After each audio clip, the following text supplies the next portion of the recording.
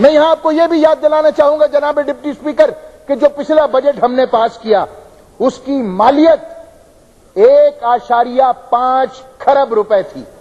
जो बजट हमने पास किया उसकी मालियत 1.5 खरब थी। मगर आप इस शूमीय किस्मत हमारी इस बदनसीबी को देखिए कि हमारे वो तमाम एक्सपेंडिचर्स जो नॉन डेवलपमेंटल एक्सपेंडिचर्स हैं वो हमारे डेवलपमेंटल एक्सपेंडिचर से तकरीबन दुगने हैं। 500 बिलियन रुपए हम अपने डेट्स की मद में देते हैं। 1.5 खरब रुपए का हमारा बजट, 500 अरब रुपए हम अपने कर्जे उतारते हैं। 300 बिलियन हम डिफेंस के ऊपर खर्च करते हैं। 200 बिलियन हम अपनी एडमिनिस्ट्रेटिव कॉस्ट से हमारी, और हमारा पीएसडीपी सिर्फ 250 बिलियन रुपए का है। जनाब डिप्टी स्पीकर, यह इंतहाई तकलीफ दह सूरत हाल है।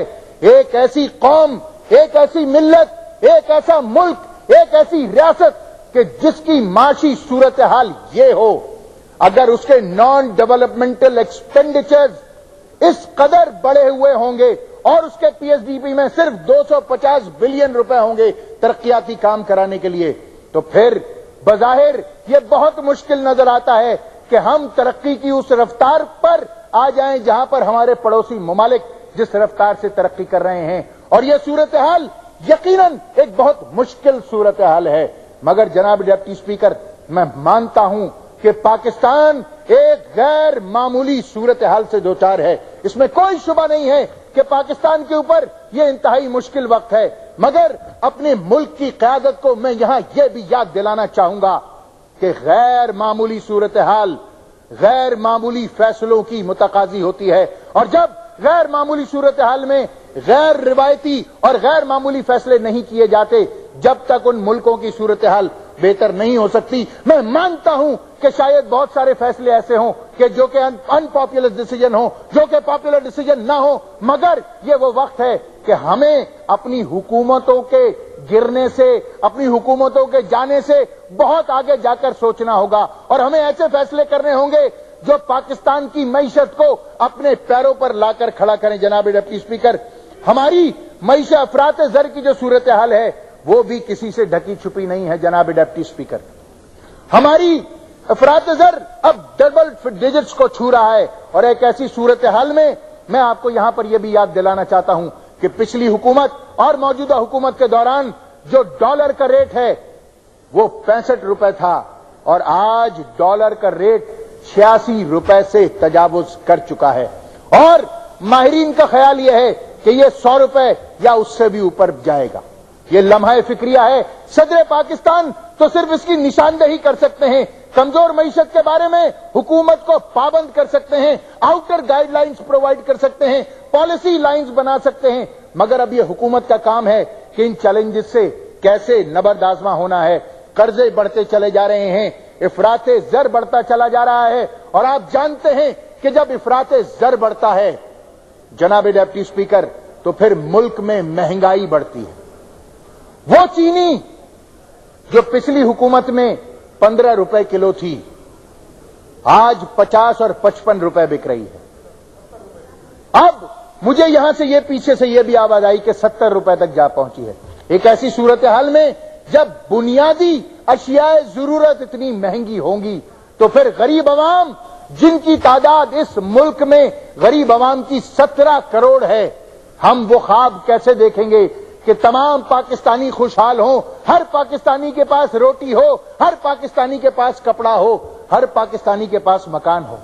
ये वो रास्ता तो नहीं है जिस पर हम सफर करते हुए प्रॉस्पेरिटी की जानिब बढ़ रहे हैं। मुझे मुकम्मल इत्तेफाक है कि वाकई ये तीनों चीजें पूरे पाकिस्तानियों का, 17 करोड़ पाकिस्तानियों का हक है। अगर ये हमारी मंजिल है, अगर रोटी कपड़ा और मकान हमारी मंजिल है, तो मेरे ख्याल से हमें रुककर अपने रास्ते को सोचना होगा जनाब डिप्टी स्पीकर कि क्या ये वाकई ये वो रास्ता है। वरना दुनिया फिर यही कहेगी जनाब डिप्टी स्पीकर, फिर दुनिया यकीनन ये कहने में हक बजानिब होगी कि ऐसी सूरत हाल में हम एक डायरेक्शन लेस नेशन हो चुके हैं। एक ऐसी सूरत हाल में हम एक रडारलेस बोट हो चुके हैं। हमारी मंजिल कुछ और है, हमारी समत कुछ और है, हमारा सफर किसी और समत में हो रहा है और ये यकीनन कामयाबी की तरफ हमें लेकर नहीं आएगा। اور یہی کہا شاعر نے کہ کبھی لوٹ آئیں تو پوچھنا نہیں دیکھنا انہیں غور سے، کبھی لوٹ آئیں تو پوچھنا نہیں دیکھنا انہیں غور سے، جنہیں راستے میں خبر ہوئی کہ یہ راستہ کوئی اور ہے۔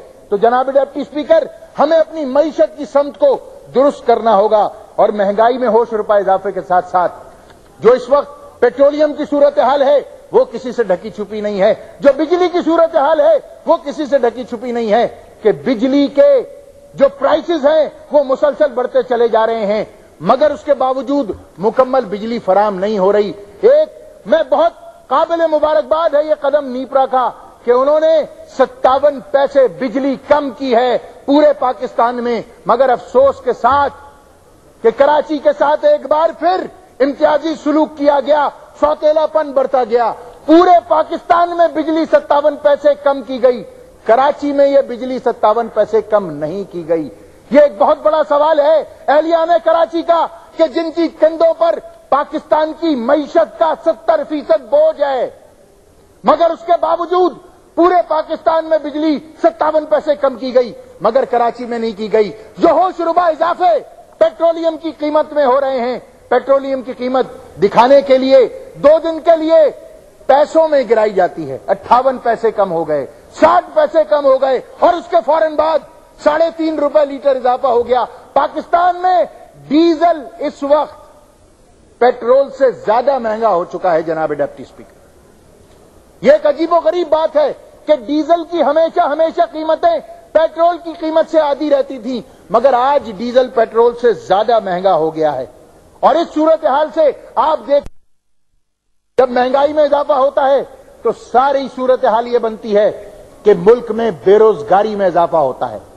ہم دنیا کی وہ خوش قسمت ترین قوم ہیں کہ جس کے پاس 60% نوجوان ہیں، ہماری آبادی 60% نوجوانوں پر مشتمل ہے جناب ڈپٹی اسپیکر، مگر ہمارے پاس ان کو دینے کو روزگار نہیں ہے۔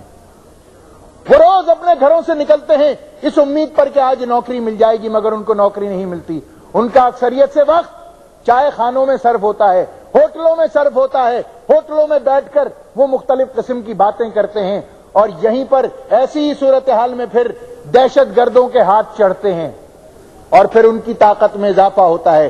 جناب ڈپٹی اسپیکر، ہمیں اپنے اس اثاثے کو بچانا ہے، پاکستان کے لیے بچانا ہے، روزگار فراہم کرنا ہے ان کو تاکہ صحیح سمت میں ہمارے نوجوان لگ سکیں، مگر بدقسمتی سے ابھی کوئی ایسا بہت بڑا مستحسن قدم اس جانب دیکھنے میں نہیں آیا۔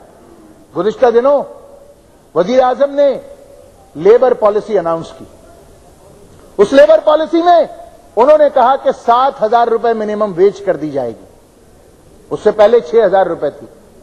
جناب ڈپٹی اسپیکر، میں ایک ایسے شہر سے تعلق رکھتا ہوں جو صنعتی شہر ہے، جہاں پر ایک بہت بڑی تعداد میں لیبر کام کرتے ہیں، مگر میں آپ کو یقین دلاتا ہوں تمام تر ذمہ داری کے ساتھ کہ 6,000 روپے بھی مزدوروں کو نہیں مل پاتے، کچھ آ کے 7,000 روپے ملیں۔ اور افسوس کی بات تو یہ ہے جناب ڈپٹی اسپیکر کہ 7,000 روپے کافی نہیں ہیں۔ کسی بھی گھرانے کی جو کم سے کم ضروریات ہیں وہ 10,000 روپے ہے اس ملک میں۔ جس گھر میں بجلی کا بل ہی 1,500-2 ہزار روپے آتا ہو، اگر 7,000 تنخواہ جائے گی تو کیا ہوگا؟ ہم یہ درخواست کریں گے حکومت سے کہ اپنی لیبر پالیسی میں اس بات کا دھیان کریں اور مزدوروں کی تنخواہ کم از کم 10,000 روپے کریں تاکہ کچھ تو غریب کے آنسو پوچھیں۔ ہم یہ جانتے ہیں کہ اس صورتحال میں ہمارے پاس سرکاری نوکریاں بہت دینے کو نہیں ہیں، اور جو دینے کو ہیں ان کی صورتحال بھی کیا ہے میں اس تفصیل میں نہیں جانا چاہتا، مگر ڈائریکٹ فارن انویسٹمنٹ کی کچھ کوشش کی جائے، کچھ ایسا کام کیا جائے کہ ڈائریکٹ فارن انویسٹمنٹ آئے سر ہمارے پاس، وگرنہ یہ جو نوجوانوں کا بڑھتا ہوا طوفان ہے، یہ جو نوجوانوں کا بڑھتا ہوا خاموش سونامی ہے، کہیں ایسا نہ ہو کہ صورتحال ہمارے ہاتھوں سے نکل جائے۔ ہم دنیا سے بات تو کرتے ہیں، ہم ایڈ تو لیتے ہیں، مگر ہم ٹریڈ کی بات کریں تو زیادہ بہتر ہوگا۔ ہم ٹریڈ کرنا چاہتے ہیں دنیا کے ساتھ، ہمارے پاس بہت بڑی ایسی منڈی موجود ہے جہاں پر ہمارے پاس اجناس ہیں، ہماری دیہی ترقی بھی اس میں مضمر ہے کہ ہم اپنی فصلوں کو اپنی روئی کو لے کر آگے چلیں اور روئی کو بجائے اس کے کہ ہم اپنی روئی کو ڈائریکٹلی ایکسپورٹ کر دیں، اب ہم تو ویلیو ایڈڈ ٹیکس بھی لگانے جا رہے ہیں۔ آپ دیکھ رہے ہیں کہ یہاں پر مسلسل احتجاج ہو رہے ہیں، کاٹن انڈسٹری کے مالکان اور ان کی ایسوسی ایشن احتجاج کر رہی ہیں کہ ہم اس بات پہ پابندی لگائیں کہ ہماری ضرورت کے برابر کاٹن پاکستان میں رہے اور باقی ہم چاہیں تو ایکسپورٹ کریں، مگر ہم تو ساری کاٹن باہر بھیجنے پر تیار ہیں۔